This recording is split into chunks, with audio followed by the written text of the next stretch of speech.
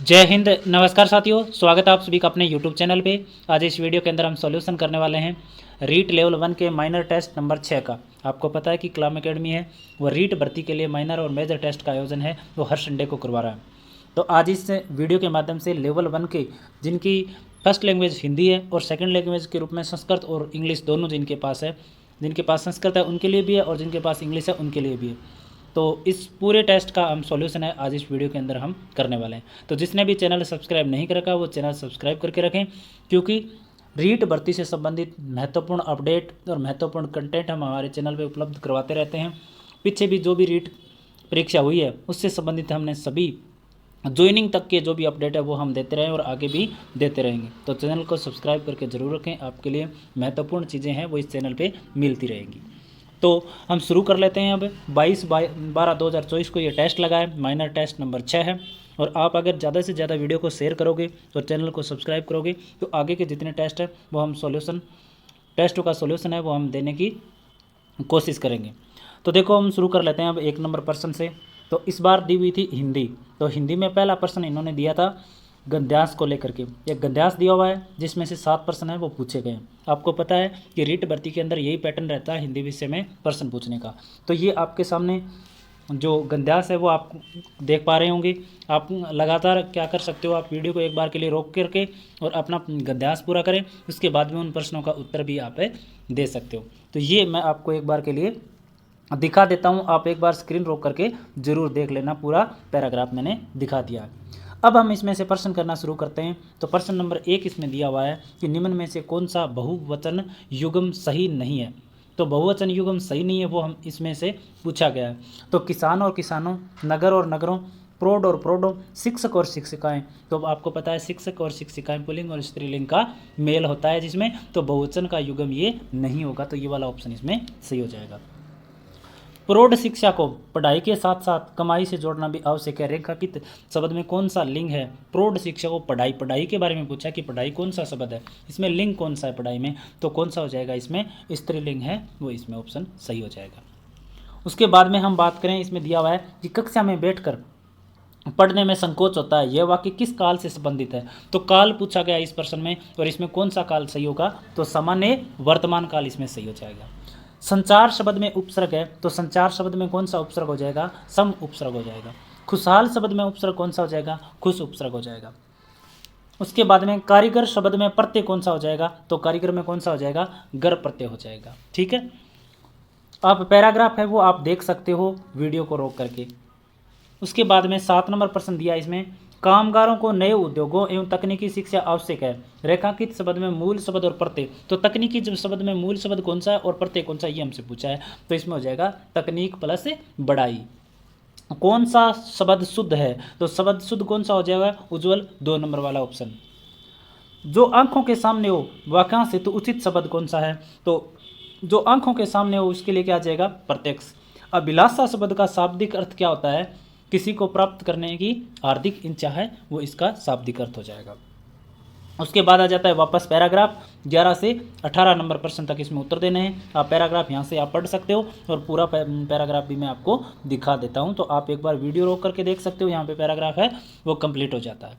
ठीक है, तो अब इसमें से जो प्रश्न दे रखे हैं वो हम करने की कोशिश करें। निम्न में से कौन सा एक वचन है? एक वचन हमसे पूछा गया। तो अन्य देशों बहुवचनों के अच्छे लेखक, अच्छे मतलब कई सारे शिक्षित व्यक्तियों, मतलब कई सारे अपनी मातृभाषा, तो इसमें ये ऑप्शन सही हो जाए। कौन सा शब्द पुल्लिंग नहीं है? तो पुल्लिंग कौन सा नहीं है? भाषा है वो पुल्लिंग नहीं है। अंग्रेजी में जिसको दक्षता असंदिग्ध हो में रेखांकित पद का अर्थ क्या है? तो क्या हो जाएगा? संदेह रहित। यहाँ प्राय घर में साज सजा के आधुनिक उपकरण तो होते हैं किंतु अपनी भाषा की कोई पुस्तक या पत्रिका दिखाई नहीं पड़ती। रेखांकित शब्द का बहुवचन, तो इसमें रेखांकित किया हुआ है पुस्तक को, और पुस्तक का बहुवचन क्या होता है? पुस्तकें। ठीक है, उसके बाद में कवि का स्त्रीलिंग क्या हो जाएगा? कवित्री। भारत में स्थिति दूसरी है, इस वाक्य का भूतकालिक रूप क्या होगा? तो भारत में स्थिति दूसरी थी, ये ऑप्शन इसमें सही हो जाएगा। ऐतिहासिक शब्द में प्रत्यय कौन सा है? तो इक प्रत्यय हो जाएगा। दुर्वस्था शब्द में उपसर्ग कौन सा हो जाएगा? दुर उपसर्ग हो जाएगा। जो भूमि उपजाऊ हो तो आकाश हेतु उचित शब्द कौन सा है? उर्रा, 1 नंबर ऑप्शन है सही हो जाएगा। शुद्ध वर्तनी वाला विकल्प चुनिए, तो कौन सा हो जाएगा इसमें? 53, क्या हो जाएगा? 53। उसके बाद में देखो प्रश्न दिया हुआ है गद्यांश से संबंधित। ये आप गद्यांश यहाँ से पढ़ सकते हो, वीडियो को रोक करके आराम से गद्यांश आप पढ़ लेना और उसके बाद में उत्तर इसमें देने शुरू करते हैं। तो 21 नंबर दिया है कि वे आर्थिक असमानता को भी मिटा डालना चाहते थे, इस वाक्य का संदिग्ध वर्तमान कालिक रूप क्या होगा? तो कौन सा हो जाएगा इसमें? वे आर्थिक असमानता को मिटा डालना चाहते होंगे, 1 नंबर वाला इसमें सही हो जाएगा। अब देखिए, जो भी आप कोई भी एग्जाम की, चाहे वो सेंट्रल लेवल की हो, चाहे आप स्टेट लेवल की कोई भी विज्ञान परीक्षा की आप तैयारी कर रहे हो, तो अपनी तैयारी को मजबूत करने के लिए आपको एक टेस्ट सीरीज ज्वाइन जरूर करनी चाहिए। जिसके टेक्स्ट बुक है वो लेकर के आया है, पास प्रो की एक सुविधा लेकर के आया है। ईयरली पास इसमें मिलता है मात्र 615 रुपये में, जो ऑफर चल रहा है अभी। और आप मेरा कोड यूज़ करोगे VKC20 तो आपको एक्स्ट्रा 12% छूट भी मिलेगी, जिसमें आप NTPC, SSC, रेलवे, राजस्थान से संबंधित या अन्य स्टेट से संबंधित कोई भी गवर्नमेंट एग्जाम की अगर आप तैयारी करते हो तो सभी की टेस्ट सीरीज इसमें आपको एक ही पास के अंदर उपलब्ध हो जाएगी। इसमें 80,000 से ज़्यादा आप मॉक टेस्ट दे सकते हो, साथ ही साथ 800 से ज़्यादा एग्जाम्स की इसमें टेस्ट सीरीज मिल जाएगी और अलग अलग भाषाओं में आप टेस्ट दे सकते हो। और भी काफ़ी सुविधाएँ मिलती है, जैसे आप रीट की तैयारी अगर आप कर रहे हो तो रीट के लिए भी स्पेशल टेस्ट सीरीज इन्होंने शुरू कर रखी है। तो रीट की अगर आप टेस्ट सीरीज देखोगे तो इसमें कुल 251 टेस्ट आपको मिलेंगे और इनमें से 5 आप डेमो के रूप में फ्री भी दे सकते हो। तो रीट की परीक्षा की जो तैयारी कर रहे हो तो रीट के लिए आप ये टेस्ट सीरीज ज्वाइन जरूर कर सकते हो। पास आप बाई ज़रूर करें, मेरा कोड है वो दिया हुआ, वो आप लगा लें VKC20, जिसमें 12% एक्स्ट्रा छूट मिल जाएगी। इस वेबसाइट का जो लिंक है वो आपको डिस्क्रिप्शन में दिया हुआ मिल जाएगा टेक्स्ट बुक का। और इसमें देखो रीट वाले में भी आपको फ़ायदा हो सकता है। इसमें 162 तो चैप्टर टेस्ट दिए हुए हैं, 41 सेक्शन टेस्ट दिए हुए हैं, 26 फुल टेस्ट दिए हुए हैं और 22 प्रीवियस ईयर पेपर दिए हुए हैं। तो आप अपनी तैयारी को मजबूत कर सकते हो, सब्जेक्ट वाइज टेस्ट दे करके, सेक्शन वाइज दे सकते हो, सब्जेक्ट के हिसाब से दे सकते हो। तो अलग अलग तरीके से टेस्ट दे करके अपनी तैयारी को आप मजबूत कर सकते हो। तो निश्चित रूप से आपकी तैयारी को सार्थक बनाएगा टेक्स्ट बुक जो अपनी टेस्ट सीरीजें चलाता है। आप रीट का अलग से ले सकते हो या फिर इसमें जो पास का जो ऑफर चल रहा है 615 रुपये में ईयरली टेक्स्ट बुक पास आपको मिल जाएगा। डिस्क्रिप्शन में लिंक दिया हुआ है, एक बार आप वेबसाइट पर जाके जरूर चेक करें और अपनी तैयारी को मजबूत करें। अब देखो हम आगे चलते हैं प्रश्न नंबर 22 पे। तो 22 नंबर प्रश्न दिया है, इसमें उनके राष्ट्रीय तथा अंतर्राष्ट्रीय विचारों में वसुदेव कुटुंबकम का दृष्टिकोण प्रमुखता रेखांकित पद का अर्थ है। तो क्या हो जाएगा इसमें? पूरा विश्व एक परिवार। अंग्रेजों का मुकाबला किया में कौन सा काल है? अंग्रेजों का मुकाबला किया, इसमें काल पूछा है तो कौन सा हो जाएगा? सामान्य भूतकाल। सामाजिक व शारीरिक शब्द में प्रत्यय कौन सा हो जाएगा? इक प्रत्यय हो जाएगा। समुचित शब्द में उपसर्ग, समुचित शब्द में उपसर्ग पूछा है तो क्या हो जाएगा? सम।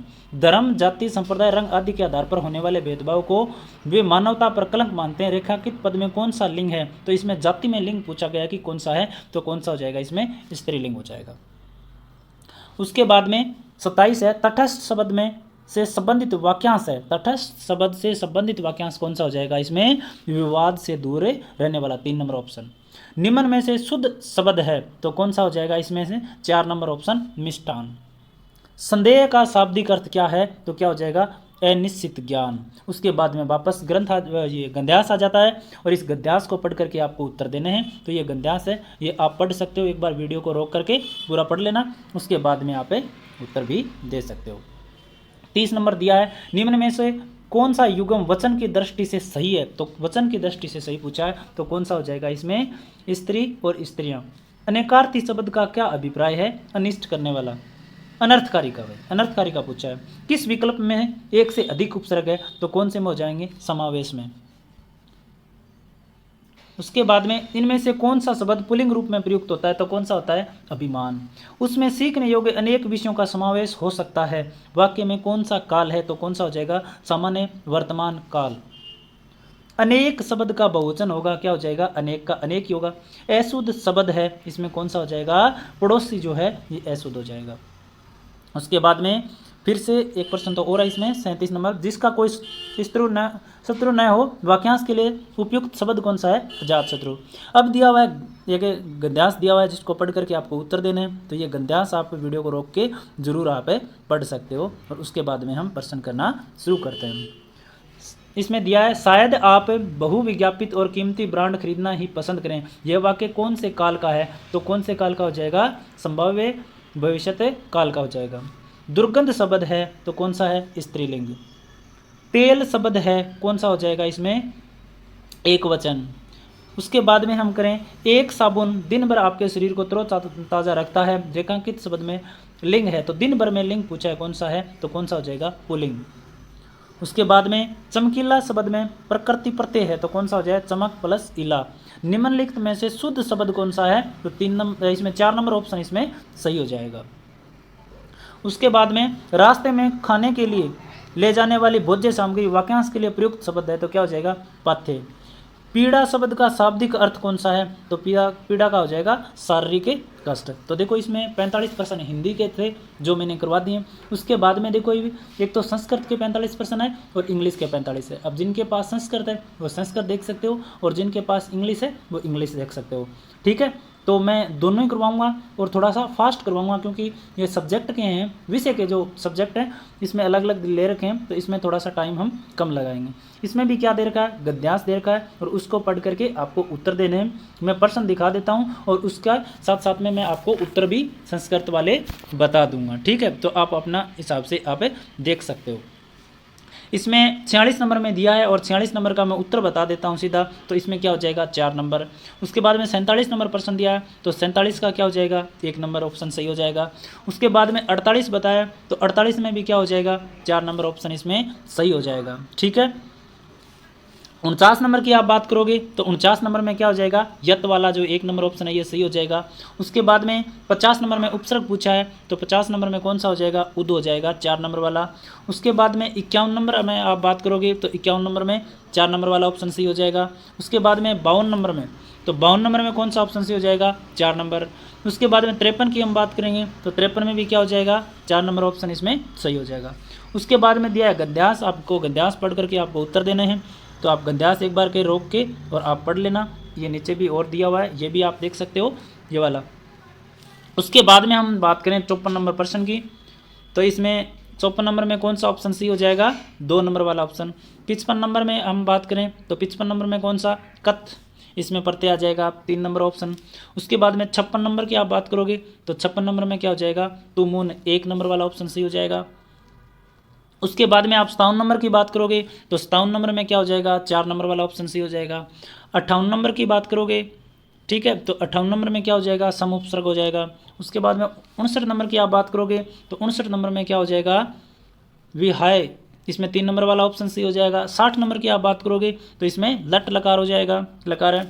उसके बाद में 61 नंबर की आप बात करोगे, मूल धातु पूछा है, तो 61 नंबर में क्या हो जाएगा, आशी, 3 नंबर वाला ऑप्शन। और 62 नंबर में आगचन इसमें पूछा गया है, तो 62 नंबर में क्या हो जाएगा, लट लकार है, इसमें भी हो जाएगा। उसके बाद में वापस से क्या दिया है, गद्यांश से इसमें दिया हुआ है, या इसमें पढ़ लिया था, 62 नंबर हो गया था ना, दोबारा से आ गया ये पेज। उसके बाद में 63 की हम बात करेंगे, तो 63 में आप उपसर्ग पूछा है, तो 63 में क्या हो जाएगा, अन उपसर्ग। 64 में क्या हो जाएगा, प्रत्यय पूछा है, तो 64 में क्या हो जाएगा, नी और लयप। और उसके बाद में आया है गद्यांश, आप गद्यांश एक बार रोक करके पढ़ सकते हो। उसके बाद में हम प्रश्न करना शुरू करते हैं। तो 65 नंबर में क्या हो जाएगा, 65 नंबर में हो जाएगा 4 नंबर। 66 नंबर की आप बात करोगे, उपसर्ग पूछा है, तो 66 नंबर में क्या हो जाएगा, 2 नंबर उत्त। उसके बाद में 67 नंबर की आप बात करोगे तो 67 नंबर में क्या आ जाएगा, 3 नंबर वाला ऑप्शन इसमें सही हो जाएगा। उसके बाद 68 नंबर में, 68 की आप बात करोगे तो 68 में हो जाएगा 4 नंबर ऑप्शन सही। और 69 नंबर की आप पूछोगे, प्रत्यय के बारे में पूछा है, तो इसमें भी 4 नंबर ऑप्शन इसमें सही होगा। और उसके बाद में 70 नंबर की आप बात करोगे तो 70 में भी 4 सही होगा। उसके बाद में गद्यांश दिया हुआ है, जिसको आप वीडियो रोक करके और आप इस गद्यांश को पढ़ सकते हो। अब हम इसमें प्रश्न करते हैं। 71 नंबर में दिया हुआ उपसर्ग पूछा है, तो 71 में 1 नंबर सत्य उपसर्ग हो जाएगा। फिर 72 नंबर की हम बात करेंगे, तो 72 नंबर में 3 नंबर ऑप्शन वी, या और यत। उसके बाद में 53 नंबर की हम बात करें, ठीक है, तो 73 नंबर की, तो 73 नंबर में भी सही हो जाएगा 3 नंबर। अब हम 74 नंबर प्रश्न की बात करें, तो 74 नंबर में हो जाएगा 1 नंबर बद्ध और दवा। और 75 की हम बात करेंगे, तो 75 में 4 नंबर ग्रह हो जाएगा। और 76 में आप बात करोगे तो 76 में कौन सा ऑप्शन सी हो जाएगा, 1 नंबर। तो इसमें आप संस्कृत के प्रश्न पढ़ लेना और आराम से यहाँ पे देख लेना, मैं उत्तर बता रहा हूँ और प्रश्न आपको दिखा रहा हूँ। 77 नंबर की हम बात करेंगे तो 1 नंबर ऑप्शन सही हो जाएगा। उसके बाद में गद्यांश दिया हुआ है और इस क्या दिया हुआ है, इसमें पद्यांश दिया हुआ है इस बार, ठीक है। तो पद्यांश को पढ़ के उत्तर देना है, तो आप 78 नंबर में देखोगे तो 78 में क्या सही हो जाएगा, 2 नंबर ऑप्शन इसमें सही होगा। 79 में क्या सही होगा, 3 नंबर ऑप्शन। और 80 में क्या होगा, 80 में भी 3 नंबर ऑप्शन इसमें सही हो जाएगा। उसके बाद में पद्यांश दिया हुआ है और इस पद्यांश को पढ़ लेना, उसके बाद में इसमें उत्तर देने हैं। 81 नंबर की आप बात करोगे तो 1 नंबर ऑप्शन सही है। 82 की आप बात करोगे तो 4 नंबर सही है। 83 की आप बात करोगे तो 1 नंबर सही है। और 84 की आप बात करोगे तो 84 में क्या सही है, 3 नंबर ऑप्शन सही है। उसके बाद में पद्यांश दिया हुआ है और पद्यांश के बाद में आप प्रश्न देखो 85 नंबर, तो इसमें 2 नंबर ऑप्शन सही हो जाएगा। उसके बाद में 86 नंबर, तो 86 नंबर में 2 नंबर ऑप्शन सही होगा। 87 नंबर में आप बात करोगे तो 4 नंबर ऑप्शन सही होगा। और 88 नंबर की आप बात करोगे तो 88 में 1 नंबर। और उसके बाद में आप 89 की बात करोगे तो 89 में क्या हो जाएगा, 3 नंबर। और 90 की आप बात करोगे तो 4 नंबर। तो ये संस्कृत के क्वेश्चन थे। अब हम इंग्लिश के भी क्वेश्चन देखेंगे, क्योंकि ये दोनों मैं जल्दी इसलिए करा रहा हूँ क्योंकि फिर पेपर बहुत बड़ा हो जाता है और वीडियो भी बड़ा हो जाता है। तो संस्कृत और इंग्लिश के मैं फटाफट से करवा देता हूँ। अब जिनके पास इंग्लिश है वो देख सकते हैं और संस्कृत वाले स्किप करके आगे ईवीएस के और मैथ के प्रश्न दिए हैं वो आप देख सकते हो। मैथ का मैं पूरा सॉल्यूशन करवाऊंगा, ठीक है। अब बात करते हैं, देखो बात करते हैं। अब 46 नंबर वापस आ जाएगा इसमें। तो 46 नंबर में क्या ऑप्शन सही हो जाएगा, sound there in English language according to IPA, तो इसमें क्या हो जाएगा 44। उसके बाद में 47 नंबर में हमसे पूछा है तो 47 नंबर में क्या हो जाएगा 8, ऑप्शन 1 नंबर में दिया हुआ है। उसके बाद में 48 नंबर की आप बात करोगे तो 48 में पूछा है, उसके बाद में 4 नंबर ऑप्शन इसमें सही हो जाएगा। उसके बाद में साउंड पूछा है इसमें, तो इसमें कौन सा ऑप्शन सही होगा, 1 नंबर वाला। उसके बाद में हम 50 नंबर क्वेश्चन की हम बात करेंगे तो इसमें पूछा है तो कौन सा ऑप्शन सही होगा, टॉर्च में 4। उसके बाद में 51 की हम बात करेंगे तो इसमें कौन सा ऑप्शन सही होगा, 4 नंबर। 52 नंबर क्वेश्चन की हम देखेंगे तो इसमें क्या होगा, 4 नंबर ऑप्शन सही होगा। और 53 नंबर क्वेश्चन की हम बात करें तो कौन सा ऑप्शन सही हो जाएगा, 4 नंबर। देखिए मैथ के क्वेश्चन मैं सॉल्यूशन पूरा करवाऊंगा, ईवीएस के भी हम अच्छे से क्वेश्चन करेंगे, लेकिन जो सब्जेक्ट के जो क्वेश्चन है, भाषा के जो क्वेश्चन है, ये मैं सीधे आपको करवा रहा हूँ। 54 नंबर की हम बात करेंगे, क्योंकि इसमें देखो कुछ लोगों के पास इंग्लिश है, कुछ लोगों के पास संस्कृत है, तो इसमें ज़्यादा टाइम ना देते हुए जिनका इंग्लिश है वो 1% देख लोगे, उत्तर भी मैं बता रहा हूँ और आराम से आप पेपर देख लेना। 54 नंबर में क्या हो जाएगा, 2 नंबर ऑप्शन इसमें सही हो जाएगा। 55 नंबर की आप बात करोगे तो इसमें 3 नंबर ऑप्शन सही होगा। उसके बाद में 56 नंबर की आप बात करोगे तो 1 नंबर सही होगा। 57 नंबर की आप बात करोगे तो इसमें 4 नंबर ऑप्शन है सही हो जाएगा। और 58 में 1 नंबर ऑप्शन सही हो जाएगा। 59 में 3 नंबर ऑप्शन सही होगा। और 60 में 1 नंबर ऑप्शन सही होगा। उसके बाद में आराम से आप वीडियो रोक के देख लेना। इसमें दिया हुआ है पोइम, और पोइम पढ़ करके क्या देना है, इसमें उत्तर देना है। तो आराम से पोइम पढ़ लेना, ये पोइम है पूरी, रोक लेना और यहाँ से आपको उत्तर देना है, ठीक है। According to poem what is a lovelier than a poem, तो क्या हो जाएगा इसमें, a tree. Which figure of speech has been used in the given line of the poem, तो इसमें क्या आ जाएगा, 2 नंबर ऑप्शन इसमें क्या हो जाएगा, सही हो जाएगा। उसके बाद में 63 की बात करें तो 63 में ए ट्री, ये वाला ऑप्शन क्या हो जाएगा, इसमें सही हो जाएगा। उसके बाद में हम 64 नंबर की बात करें, first 6 line of the poem, rhyming पूछा है इसमें, तो इसमें कौन सा ऑप्शन सही होगा, 1 नंबर ऑप्शन सही होगा। 65 नंबर की हम बात करें, इसमें भी राइमिंग पूछी है, तो इसमें भी कौन सा ऑप्शन सही होगा, 4 नंबर ऑप्शन सही होगा। और how does the tree pray to the god, तो इसमें कौन सा हो जाएगा, 2 नंबर इसमें पैसेज के आधार पे, पोइम के आधार पे। 67 में क्या हो जाएगा, whom does the poet call a fool, तो इसमें कौन सा ऑप्शन सही हो जाएगा, हिमसेल्फ। उसके बाद में हम बात करें 68 नंबर की, तो इसमें पूछा है figure of speech in the line given below, the beautiful black बनी आर ब्रॉड बीन्स, तो इसमें कौन सा होगा, 4 नंबर लिटरेशन हो जाएगा। 69 नंबर की आप बात करोगे तो इसमें क्या हो जाएगा, 4 नंबर। 70 नंबर की आप बात करोगे तो इसमें भी क्या हो जाएगा, 4 नंबर सही हो जाएगा। और आप 71 नंबर की आप बात करोगे तो मेटाफोर हो जाएगा, इसमें 1 नंबर। उसके बाद में आप बात करोगे 72 की, तो इसमें भी कौन सा हो जाएगा, 3 नंबर ऑप्शन सही हो जाएगा।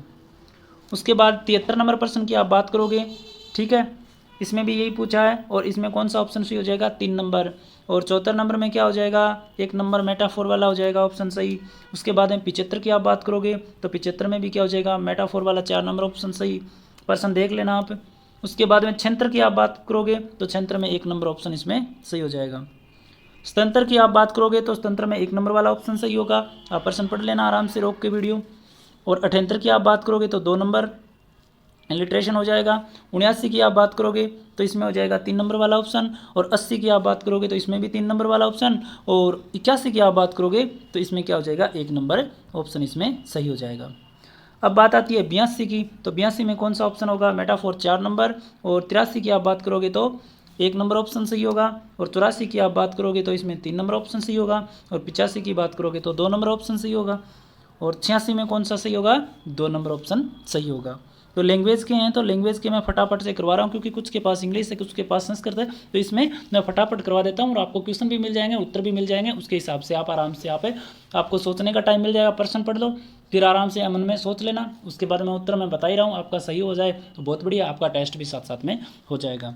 उसके बाद में 87 में कौन सा ऑप्शन होगा, 4 नंबर ऑप्शन सही होगा, 88 में 1 नंबर ऑप्शन सही होगा, और 89 में कौन सा ऑप्शन, 2 नंबर, और 90 के अंदर क्या हो जाएगा, 4 नंबर ऑप्शन सही। तो इसमें लैंग्वेज हो गई तीनों की तीनों, हिंदी मैंने आराम से पूरी करवाई है, संस्कृत और इंग्लिश दोनों को मैंने सीधा प्रश्न और उत्तर बताया, प्रश्न मैंने पढ़े नहीं, तो फटाफट से करवाया, क्योंकि अलग अलग इसमें 2 दड़े हो जाते हैं, तो इसमें आप देख लेना। अब आ जाती है ईवीएस। ईवीएस में मैं आराम से आपको बताने वाला हूँ। इसमें पूछा है मानव शरीर का सबसे कठोर पदार्थ कौन सा है, तो कौन सा होता है, इनेमल। अमाशय को स्वपाचन से बचाता है, तो अमाशय जो होता है उसको स्वपाचन से कौन बचाता है, म्यूकस बचाता है। मानव शरीर के किस अंग में सबसे अधिक पुनरुद्भवन की क्षमता पाई जाती है, तो ये सीधी सी बात है, लीवर में, यकृत में सबसे ज़्यादा वापस बनने की क्रिया पाई जाती है। भोजन की कायिल अवस्था, तो कायिल अवस्था कहाँ होती है, यकृत में, लीवर में। सामान्य व्यक्ति का रक्त दाब कितना होता है, 120 से 80 मिली दाब वाला ये होता है, 3 नंबर वाला ऑप्शन इसमें। उसके बाद में मानव शरीर में शोधकारी क्रियाओं में सम्मिलित होने वाली श्वेत रक्त कणिकाओं का प्रकार है, तो कौन सा होता है, बेसोफिल। एक व्यक्ति जिनके रुधिर में प्रतिजन क्या है, बी है, और प्रतिरक्षी ए है, तो वह निम्न में से किस रुधिर समूह वाले व्यक्ति को रक्त दे सकता है, तो किसको दे पाएगा, वो बी वाले, जिनका बी रक्त है उनको दे पाएगा। शरीर की अनैच्छिक गतिविधियों एवं पेशियों पर नियंत्रण कौन करता है, तो कौन करता है, मेडुल्ला ऑब्लांगेटा। निम्नलिखित में से मास्टर ग्रंथि आपका पता ही है कौन सी हो जाएगी, मास्टर ग्रंथि हाइपोथैलेमस ग्रंथि। उसके बाद में मानव शरीर की सबसे छोटी पेशी कौन सी है, मानव शरीर की, 1 मिनट ऊपर वाला ऑप्शन में प्रश्न में क्या सही था, इसमें 99 नंबर में, एक बार आप चेक कर लें, 99 क्या है, हाइपोथैलेमस, ठीक है। मानव शरीर की सबसे छोटी पेशी कौन सी है, स्टेपिडियस, बिल्कुल सही है। वृक्क की संरचनात्मक एवं क्रियात्मक इकाई क्या होती है, नेफ्रॉन, बहुत बार प्रश्न आता है ये। मानव शरीर में पाया जाने वाला सर्वाधिक प्रतिशत वाला तत्व है कौन सा है, तो ऑक्सीजन। एक्रोमेगली जो रोग होता है ना, वो किस कारण से होता है, ये इसमें पूछा गया है, एक्रोमेगली, ठीक है, तो ये किस कारण से होता है, सोमैटोट्रोपिक हार्मोन की वजह से होता है, अतिस्राव के कारण। निम्नलिखित में से रक्त की कमी से होने वाला रोग तो कौन सा हो जाता है, एनीमिया रोग हो जाता है। इसमें पूछा है कि वसा में विलेय विटामिन नहीं है, प्रश्न आपको नहीं दिख रहा होगा लेकिन मैं बता देता हूँ, वसा में विलेय विटामिन कौन सा नहीं है, तो कौन सा नहीं होता, इसमें विटामिन सी नहीं होता है। उसके बाद में निम्नलिखित में से शरीर को भोजन से मिलने वाली ऊर्जा का सही क्रम, शरीर को जो ऊर्जा मिलती है उसमें क्रम पूछा है कौन सा सही होता है, तो किससे सबसे ज़्यादा, किससे, कार्बोहाइड्रेट, फिर वसा से, फिर प्रोटीन से। निम्नलिखित में से विषाणु जनित रोग कौन सा है इसमें, तो चेचक है, वो विषाणु जनित रोग है। और भारत को WHO ने कब पोलियो मुक्त घोषित किया, तो पोलियो मुक्त घोषित किया था 27 मार्च 2014 को, 27 मार्च 2014 को। किस रोग में प्लेटलेट्स की संख्या में कमी आ जाती है, तो प्लेटलेट की संख्या तो आपको पता है डेंगू में आती है। असुमेलित युग्म बताना है, तो विटामिन ए की कमी से रतौंधी रोग होता है, विटामिन डी की कमी से रिकेटस रोग होता है, विटामिन के की कमी से बांझपन, तो ये क्या हो जाएगा इसमें गलत, ठीक है। निम्न में से किस रोग के कारण शरीर में कुप्पड़पन आ जाता है, तो किसके कारण, फ्लोरोसिस रोग के कारण आ जाता है। सम्मिलित करना है, सम्मिलित करने वाला प्रश्न है 112 नंबर प्रश्न, और इसमें 112 नंबर प्रश्न में आपको आगे दिया हुआ मिलेगा, ये दिया हुआ है कोड इसमें। तो देखो इसमें क्या कौन सा ऑप्शन है सही हो जाएगा, ये हमें बताना है। तो देखो प्रोटोजोआ तो हो जाएगा कालाजार, उसके बाद में कृमि का हो जाएगा 2 नंबर वाला ऑप्शन ही हो जाएगा, ठीक है। और कवक का हो जाएगा एथलीट फुट, और जीवाणु का हो जाएगा आंतरशोध वाला। तो इसमें कौन सा ऑप्शन सही होगा, 1 नंबर वाला ऑप्शन इसमें सही हो जाएगा। उत्तर पूर्वी भारत में स्थानांतरित कृषि को क्या कहते हैं, तो क्या कहते हैं, झूम। बागानी कृषि में उत्पादित फसल है चाय। निम्नलिखित में से किस कृषि पद्धतियों में शामिल कौन सा नहीं है, तो फसल को बाजार में बेचना कृषि पद्धति में शामिल नहीं है। राजस्थान में कुल सिंचित क्षेत्र में सर्वाधिक सिंचाई किससे होती है, तो कुएं एवं नलकूप से। निम्नलिखित में से राजस्थान में खरीफ की फसलें हैं, तो खरीफ की फसलें मोठ, ग्वार, चावल, जैविक उर्वरक रासायनिक उर्वरक की अपेक्षा अधिक बेहतर है। ह्यूमस की अधिकता के कारण, ह्यूमस की कमी के कारण लाभदायक जीवाणुओं की वृद्धि, इसमें जल धारण क्षमता बढ़ती है। तो इसमें एक कमी वाला ऑप्शन क्या है, इसमें गलत है। बाकी 1, 3, 4 सही हो जाएंगे। कृषि में फसल उत्पादन के साथ पशुपालन किया जाता है, तो मिश्रित कृषि में किया जाता है फसल के साथ पशुपालन। खाद्यान्न फसलों के साथ फसल चक्र में फलीदार फसलों को बोने से मृदा में क्या होती है, नाइट्रोजन की आपूर्ति होती है। ये हो जाते हैं ईवीएस के। अब मैथ क्या जाते हैं, तो मैथ के प्रश्न में आपको क्या करवा देता हूँ, हल करवा देता हूँ। मोटे मोटे तौर पे आपको मैं बता देता हूँ। इजी क्वेश्चन है इसमें पूछा है प्रथम 5 त्रिकोणीय संख्याओं का औसत। तो त्रिकोणीय संख्या हो जाएंगे 1, 3, ठीक है, 6, 10 और 15। अब इनका योग कितना हो जाएगा, 35, और संख्याएं कितनी है, 5। तो 5 का भाग देंगे तो ऑप्शन कौन सा ऑप्शन सही हो जाएगा, इसमें ए ऑप्शन इसमें सही हो जाएगा। 11 लगातार सम संख्याओं का औसत 42 है। सबसे बड़ी संख्या ज्ञात करो। 11 लगातार सम संख्याओं का औसत कितना है, 42। तो देखो बीच में लिख लो 42, 11 संख्याएं हैं, दोनों तरफ 5, 5 लिख दो तो औसत सही हो जाएगा। तो 42 के आगे क्या जाएगा, 44, 46, 48, 50 और 52। देख लो 1, 2, 3, 4, 5 ये हो गई, छठी ये 42 हो गई। और इससे पहले क्या जाएगा, 40 सम संख्याएं पूछा है, 38 उसके पहले, 36 उसके पहले क्या जाएगा, 34 उसके पहले 32। ये हो जाएंगे 32, 1, 2, 3, 4, 5। तो देखो 42 से पहले भी ये 5 संख्याएं हैं और 42 के बाद में भी ये 5 संख्याएं हैं। तो बीच में कौन है, 42। हमसे क्या पूछा है, सबसे बड़ी। तो सबसे बड़ी संख्या इसमें क्या है, 52। ये 52 वाला ऑप्शन सही हो जाएगा। ठीक है। और एक तरीका इसमें देखो, ये तो सीधा सा मैंने बता दिया, इसमें आप ऐसे भी कर सकते हो कि 42 औसत है तो कुल संख्याओं का आप क्या करते हो, योग ज्ञात कर सकते हो। फिर आप देख सकते हो पहली संख्या कौन सी है, दूसरी संख्या, इस प्रकार से। लेकिन सबसे बढ़िया तरीका जो मैंने बताया वही है। 20 संख्याओं का औसत 35 है। यदि प्रत्येक संख्या में 2 जोड़ दिया जाए तो नया औसत क्या होगा। तो देखिए जब भी कितनी भी संख्याएं दी हुई है ना औसत के रूप में, जैसे 10, 20 जितनी भी, और प्रत्येक संख्या में अगर जोड़ रहा है तो जितना जोड़ा या जितना घटाया है ना, उतना ही औसत में भी क्या हो जाएगी, वृद्धि या कमी। जैसे ये कहता है ना प्रत्येक संख्या में 2 कम कर दिया जाए तो औसत क्या होगा, नया। तो पहले कितना है, 35, तो जोड़ा है तो क्या हो गया 37, क्योंकि 2 प्रत्येक संख्या में 2 जोड़े हैं तो 2 बढ़ जाएंगे। और ये कह देता कम हो जाता है तो क्या हो जाता है, इसमें 35 में से 2 गए 33, बस सीधे औसत में से घटा दो। ठीक है। या आप ऐसे भी कर सकते हो, देखो 20 संख्याओं का औसत कितना है, 35 है, तो कितना हो जाएगा 700। अब क्या है, प्रत्येक संख्या में 20 जोड़ा है, तो देखो 20 संख्याएं हैं, प्रत्येक में 2 जोड़ेगा तो कितने और ऐड हो जाएंगे, 40, 20 दूनी 40, तो दोनों को जोड़ोगे 740। 740 में फिर 20 का आप भाग दोगे तो 0 से 0, 2 3 6, 2 7 14। ठीक है। उसके बाद में 7 संख्याओं का औसत 40 है। इनमें से प्रथम 3 संख्याओं औसत 30 है तो अंतिम 3 संख्याओं का औसत 42 है। चौथी संख्या ज्ञात करो। तो देखो ऐसी संख्याओं को ज्ञात करने के लिए आपको क्या करना होगा कि देखो पहली 3 संख्याओं का औसत कितना है, 30, तो कितना हो गया 90।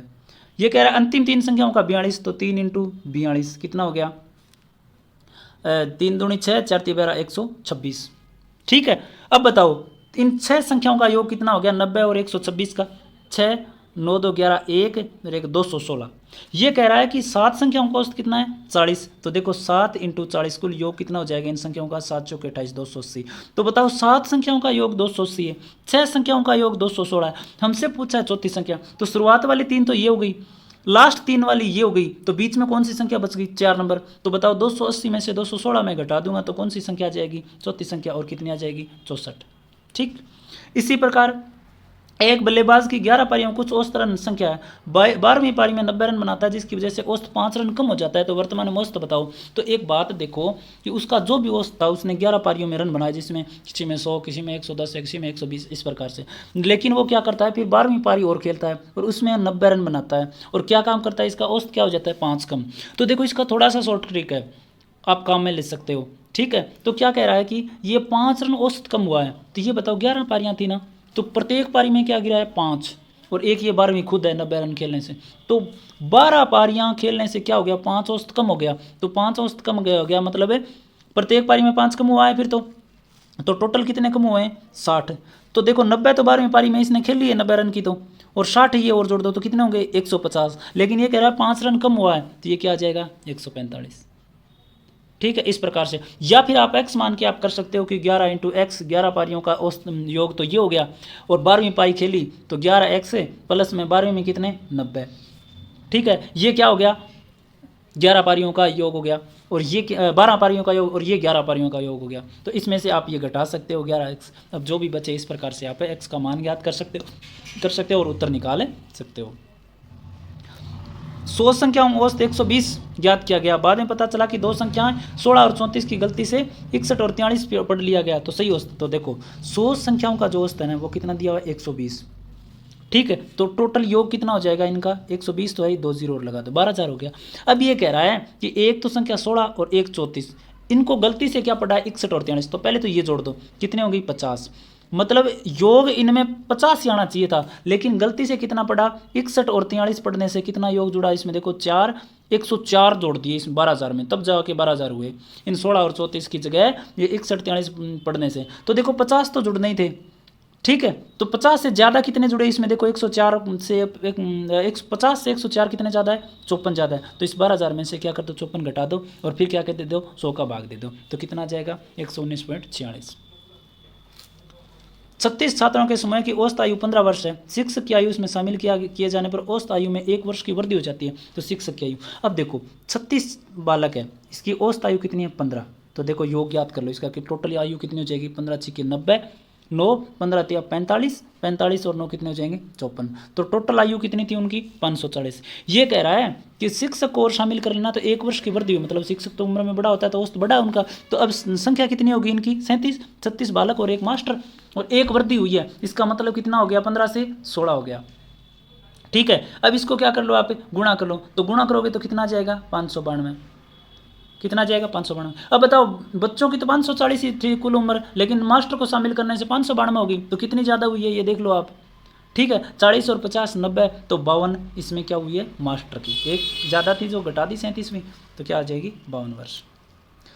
128 में एक वर्कशॉप में कार्यरत सभी कर्मचारियों का औसत वेतन 8,000 है, उनमें से 7 अधिकारियों का औसत वेतन तो 12,000 है और अन्य शेष कर्मचारियों का औसत वेतन 6,000 रुपये आता है। तो बताओ वर्कशॉप में कुल कर्मचारियों की संख्या कितनी है, तो इसमें आप एक्स मान के कर सकते हो या फिर ऑप्शन से कर सकते हो कि 14 कर्मचारी मान लिए, 21 कर्मचारी मान लिए, 28 कर्मचारी मान लिए, अलग अलग रख के, या आप ऐसे कर सकते हो देखो सभी कर्मचारियों का औसत कितना है 8,000 है, इनमें से 7 कर्मचारियों का वेतन देखो 7 कर्मचारियों का वेतन 12,000 रही है औसत है, तो कुल कितना हो जाएगा 84,000 हो जाएगा कि नहीं।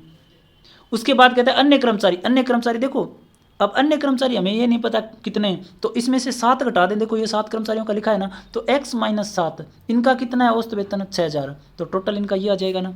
अब इनको हम जोड़े ना, तो टोटल कर्मचारी कितने माना हमने x, ये बराबर क्या रख सकते हैं 84,000 प्लस में x माइनस 7 इंटू 6,000 और बराबर क्या रख सकते हैं 8,000 x।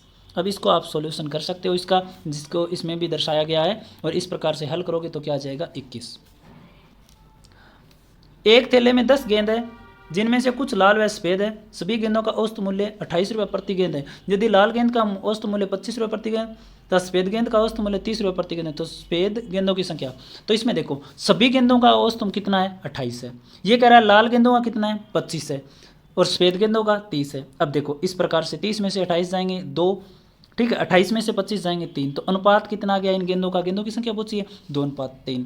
गेंद कितनी है कुल 10 है, तो बताओ इनका योग कितना हो जाएगा 3 और 2 5, तो 5 का मान कितना है 10, तो 1 का मान कितना आ जाएगा 2, तो बताओ 2 दूनी 4, ये तो क्या थी रेड लाल गेंद थी और ये क्या थी वाइट गेंद, तो 4 ये हैं, तो ये सफ़ेद कितनी बची फिर 6, तो ये क्या हो जाएगा अपना उत्तर हो जाएगा। किसी समिति के 10 सदस्यों की औसत आयु आज भी उतनी है जितनी 2 वर्ष पूर्व थी, क्योंकि एक अधिक आयु वाले सदस्य को एक नए युवक सदस्य द्वारा बदला गया, तो पुराने सदस्य की तुलना में नया सदस्य कितना है, तो देखो 10 सदस्य हैं, इनमें क्या हुआ कि 2 साल पहले इनकी औसत आयु कितनी भी थी, ये मान लो कि 20 वर्ष थी, आज 2 साल और हो गई तो भी उनकी औसत आयु उतनी पड़ी है। तो ये पूछ रहा है, इसमें कह रहा है कि एक जो बड़ा सदस्य था ना उसकी जगह इसमें क्या शामिल कर नवयुवक, नवयुवक मतलब पहले से बड़ी उम्र वाले के स्थान पे छोटा लड़का शामिल कर लिया, इसकी वजह से क्या हो रही है इसकी औसत आयु में कोई वृद्धि नहीं हो रही, ये पूछा है इसमें, ठीक है। तो अब इसमें हम कर सकते हैं, आप सीधा नॉर्मली मान के आप कर सकते हो, ठीक है, या आप कर सकते देखो 10 व्यक्ति है, अगर इनकी प्रत्येक में कि 2 साल में अगर हम वृद्धि ज्ञात करें तो बताओ 20 साल होती कि नहीं, क्योंकि 2 साल हो गए 10 सदस्य हैं तो टोटल उम्र कितनी बढ़ी 20 बढ़ी। अब बताओ 20 साल बढ़ी है इनकी उम्र, लेकिन इनमें क्या बोला है प्रश्न में कोई फर्क नहीं पड़ा क्योंकि छोटा लड़का ले आए, तो छोटा लड़का कितने अंतर हो सकता है ये पूछा है कि नया सदस्य कितना छोटा हो सकता है, तो 20 बढ़ जाना चाहिए था, लेकिन नया सदस्य छोटा है उसकी वजह से फ़र्क नहीं पड़ा, तो कितना वो था वो 20 साल ही तो उनका अंतर था, 20 साल तो 2 साल में बढ़ा और 20 ही साल छोटा लड़का इसमें क्या कर दिया शामिल कर दिया, तो वो क्या हो गया बराबर हो गया, तो 20 साल आ जाएगी। 7 संख्याओं का औसत 60 है, इनमें से प्रथम 4 संख्याओं का औसत 55 है और अंतिम 4 संख्याओं का औसत 64 है, तो 34। ये तो मैंने बताया था। देखो 7 × 60 टोटल कितना योग आ गया, 7 × 42 420। प्रथम 4 संख्याओं का औसत कितना है 55, 4 × 55। ठीक, अब इसको ज्ञात कर सकते हो। ठीक है, 4 × 5 = 20, 2 × 4 = 5 = 20, 2 22 220। अंतिम 4 संख्याओं का भी दे रखा है, कितना दे रखा है 64। इसको आप ज्ञात कर सकते हो, 4 चौके 16, ठीक है, 6 चौके 24 और 1 25। अब आप इसको ज्ञात योग कर लो दोनों का, 8 संख्याओं का आ जाएगा, हमें चौथी संख्या चाहिए, तो क्या आ जाएगा इसमें 6 5 2 7 और 4, और 476 में से क्या कर दो 420 इसमें से घटा दो, तो कितने बच जाएंगे 56। सरल सा क्वेश्चन है। सोमवार से बुधवार का औसत तापमान 37 डिग्री सेल्सियस है तथा मंगलवार से गुरुवार तक का औसत तापमान 34 डिग्री सेल्सियस है। यदि गुरुवार का औसत तापमान सोमवार के औसत तापमान का 4/5 हो तो गुरुवार का तापमान ज्ञात करो। देखो औसत वाले प्रश्न है इसमें सोमवार का, मंडे का, ट्यूसडे का और वेडनेसडे, इसमें बुधवार का पूछा ना, बुधवार का, इसमें 3 का दे रखा है। ठीक है, उसके बाद में आगे मंगलवार से दे रखा है गुरुवार तक का औसत तापमान, तो 3 × 37 और 3 × 34 ये दे रखा है इसमें। और इसमें बताया है कि जो सोमवार का औसत तापमान है ना वो 4/5 है गुरुवार का, तो इसमें तो सीधा सा है, मान ही रखने हैं, वही अपन संख्या वाला ज्ञात किया था उसी प्रकार से, और मान ज्ञात करते क्या आ जाएगा सोमवार और गुरुवार का तापमान, तो कितना बच जाएगा इसमें 45 डिग्री सेल्सियस। कोई धन 12% वार्षिक साधारण ब्याज की दर से 4 वर्ष में 7400 रुपये हो जाता है, तो वह राशि ज्ञात करो। क्या कह रहा है ये कि कोई भी धन 7400 रुपये हो रहा है कोई भी साधारण ब्याज की दर से, तो बताओ कि इसमें ये पूछा है कि इसमें वह राशि क्या होगी, तो देखो राशि ज्ञात हो जाएगी आराम से। 7400 रुपये हो रहा है कोई धन, ठीक है, इंटू में 100 ब्याज हो गया, बटा में 12 इंटू समय कितना है 4, ठीक है, 4 से आप काटोगे तो आप 4 से काट सकते हो, या 2 से आप शुरुआत से काट सकते हो, 2 से काटोगे तो 3700 और यहाँ जाएगा 2, ठीक है, फिर 2 से आप काट सकते हो वापस, 2 × 1 = 2, 2 × 8 = 16, 2 × 5 = 10, ये आ गए। फिर आप क्या कर सकते हो 12 से काट सकते हो, एक तो तरीका ये हो जाता है, या फिर ये तरीका आप कर सकते हो, इनमें ऑप्शन के आधार पे कर सकते हो। जैसे मैंने कोई भी मूलधन मान लिया कि भाई राशि 5000 रुपये थी, ठीक, 5000 रुपये का 12% की दर से 4 वर्ष का साधारण ब्याज हमें चाहिए, तो 2 से 2 गया, 12 चौके 48, या आप ऐसे कर सकते हो 12 × 5 = 60 और 6 चौके 24, तो कितना आ गया 2400 रुपये। 5000 पहले से है, 2400 रुपये ब्याज हो गया, तो टोटल कितना हो गया 7400 हो गया कि नहीं, तो अपना ऑप्शन क्या हो गया, सही हो गया, कि भाई 5000 की धनराशि थी उसमें 2400 रुपये ब्याज जुड़ा, तो वो राशि कितनी हो गई 7400, तो ये ऑप्शन क्या हो जाएगा अपना सही हो जाएगा, ये ज़्यादा बेटर रहेगा। 134 में 4000 रुपये पर 4 अप्रैल 2012 से 16 जून 2012 तक 5% वार्षिक साधारण ब्याज की दर से ब्याज। तो देखो 4 अप्रैल में कितने दिन हो गए, अब इसमें 30 दिन होते हैं, तो कितने दिन हो गए 26 दिन।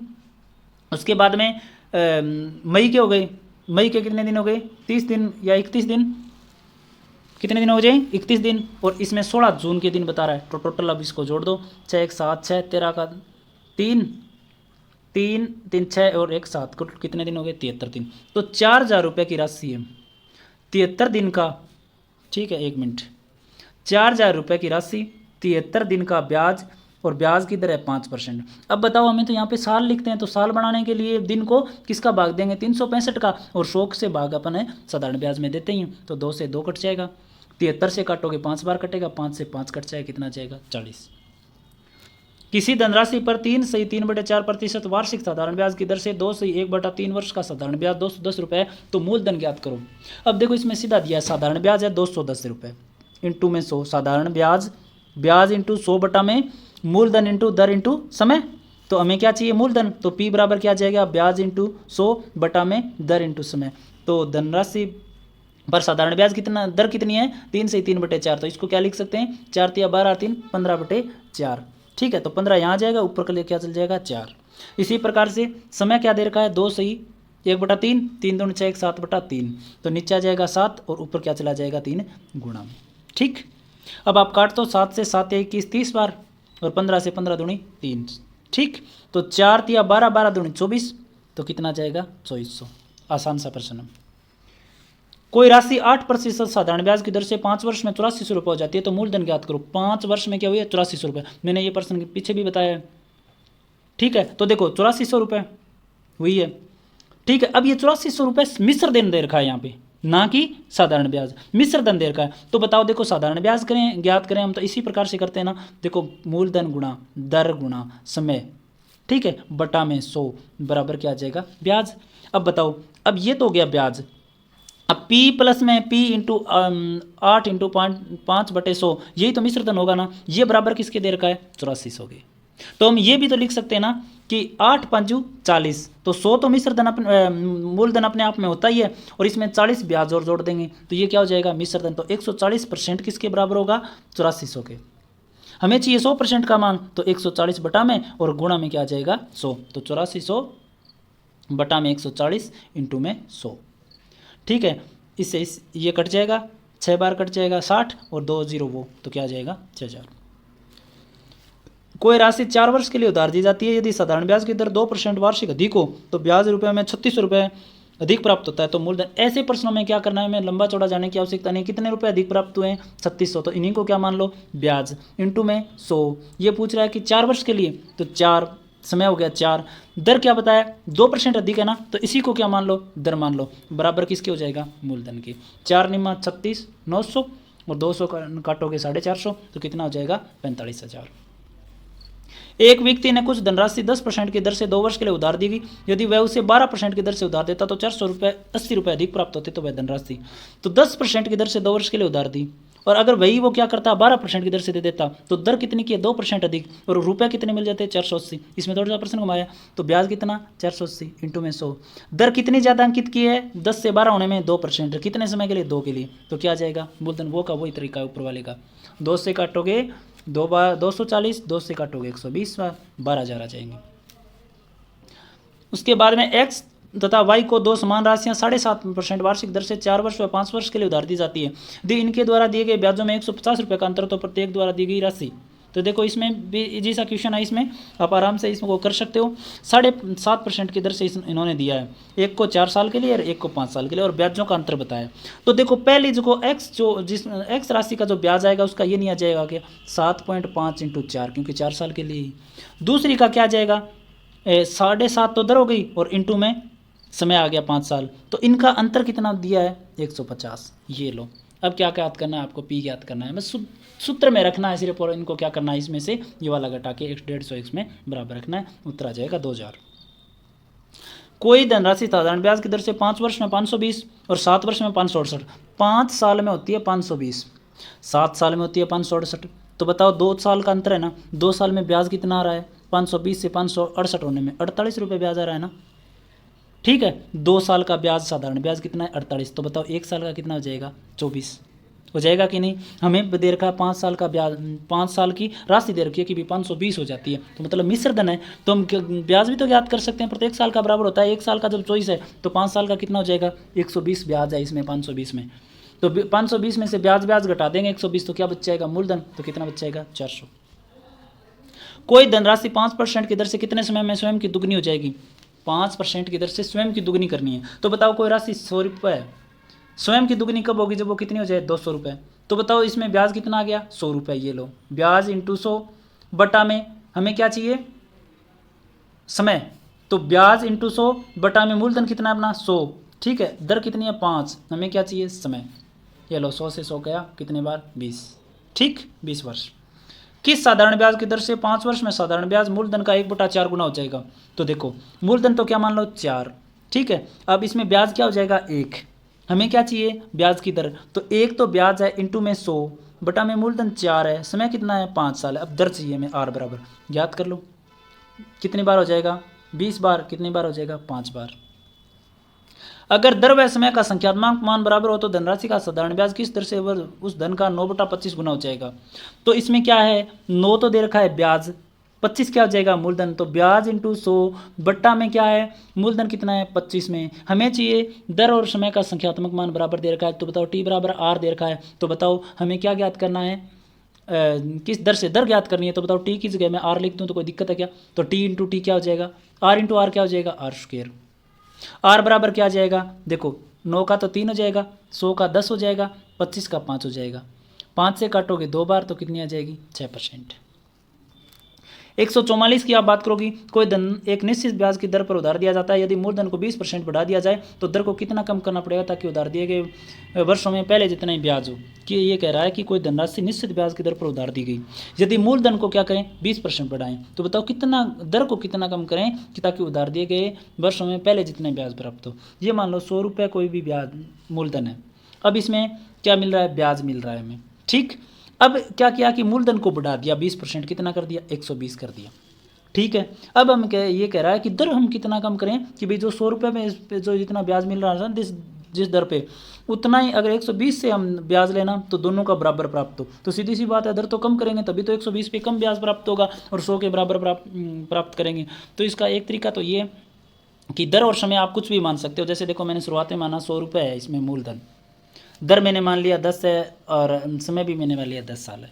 ठीक है, तो कितना आ जाएगा ब्याज 100 इंटू में दर इंटू समय बटा में 100, कितना आ जाएगा 100 रुपये ब्याज आ जाएगा। ठीक, अब ये क्या कह रहा है कि 20% बढ़ा दिया तो मूलधन 120 कर दिया मैंने।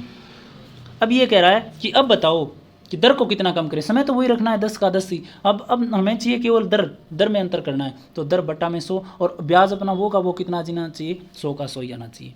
तो काट तो 1 0 से 1 0 ये दोनों कट जाएंगे। ठीक है, और आर बराबर क्या आ जाएगा 100 बटा में 12, 50 बटा में कितना जाएगा 6। इस प्रकार से आप सॉल्व करोगे तो इसका उत्तर आ जाएगा। किसी धनराशि पर साधारण ब्याज कितना, उत्तर भी बता देता हूं मैं, 16 से 2/3 आएंगे इसके उत्तर। ठीक है, किसी धनराशि पर साधारण ब्याज कितने समय में उस धनराशि का 12 से 1/2 गुना हो जाएगा यदि दर प्रतिशत का संख्यात्मक मान समय का क्या हो दुगना हो। तो दर प्रतिशत का संख्यात्मक आर बराबर क्या है समय का दुगना 2t, ये दे रखा है इसमें।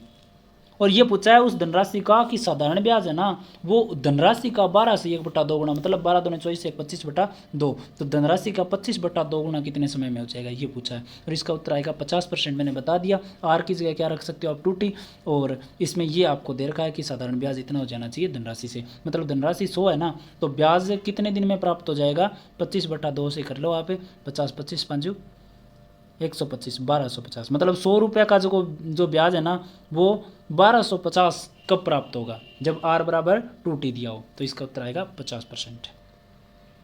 कोई धनराशि 3 वर्ष में अपने आप का 8 गुना हो जाती है तो कितने समय में अपने आप का 64 गुना, तो 3 वर्ष में 2 की पावर क्यूब होती है, तो बताओ कितने समय में 2 की पावर 6 हो जाएगी, तो इसमें क्या उत्तर आ जाएगा 27 आ जाएगा। एक व्यापारी ने 40,000 रुपये का ऋण 2 बैंकों से लिया, एक पे ब्याज दर मिलती है 6% और दूसरे पर 12%, और यदि एक वर्ष में कुल 3600 रुपये ब्याज प्राप्त होता है तो 12% पर दी गई उधार दी गई धनराशि, तो इसमें देखो कुल कितना मिलता है 3600, तो ब्याज मिलता है 3600 इंटू में 100, मूलधन कितना है 40,000 और समय कितना 1 ही साल है। ठीक है, तो हमें दर चाहिए, अब तो दर चाहिए तो दर ज्ञात कर लो, 2 0 से 2 0, 2 0 से 2 0, 4 9 36, तो दोनों की सामूहिक ब्याज दर कितनी है 9% है। ठीक है, तो 6% 12%, बीच में 9, इधर आ जाएगा 3, इधर भी आ जाएगा 3, तो राशि किसमें क्या करिए बराबर बंटी है, तो 20 20 4 5 मिल जाएंगे। 75,000 रुपये की राशि को 2 भागों में इस प्रकार बांटा जाता है कि पहले भाग को 15% की दर पर तो दूसरे भाग को 18% की दर पर उधार दिया जाता है। 2 साल का कुल साधारण ब्याज 24,000 रुपये है, तो बताओ 15% पर दी गई राशि सेम टू सेम पिछले वाला क्वेश्चन है। 24,000 रुपये साधारण ब्याज है इंटू में 100, ब्याज दर ज्ञात कर लो, 75,000 रुपये मूलधन दे रखा है, इंटू में समय कितना दे रखा है 2 साल। अब ये लो 3 0 से 3 0 काटो, 25 या 75, 25 चौका 100, 3 से काटोगे 3 8 24, 2 से काटोगे 4 4 चौके 16% आ जाएगी इधर। अब दे रखा है इसमें 1 15 और 1 18, बीच में 16 रख दो, 2 आ जाएगी 1 आ जाएगी। अब बताओ 2:3 में 75,000 रुपये को बांट दो। उसके बाद में 149 में दे रखा है, उत्तर में बता देता हूँ मैं 50,000 रुपये आ जाएंगे।